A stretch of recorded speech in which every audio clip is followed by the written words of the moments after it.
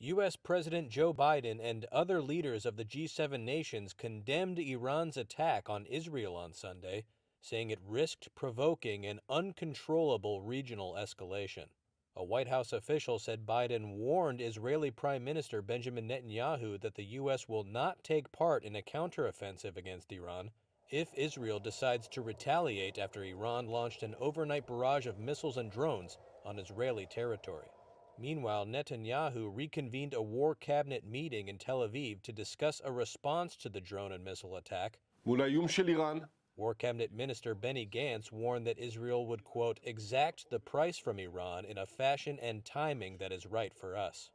Iran's armed forces chief said the operation was considered successful and, quote, deemed the matter concluded.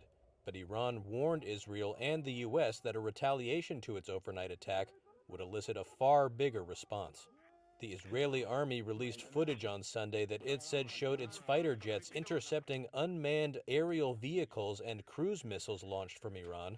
The more than 300 missiles and drones, mostly launched from inside Iran, caused only modest damage in Israel, as most were shot down with the help of the U.S., the U.K., and Jordan. An Air Force base in southern Israel was hit but continued to operate as normal, and a 7-year-old child was seriously hurt by shrapnel. There were no other reports of injuries or serious damage. Despite the minimal damage, Barbara Slavin, a distinguished Middle East fellow at the Stimson Center, called the attack on Israel a paradigm shift. The shadow war between Israel and Iran is now out in the open.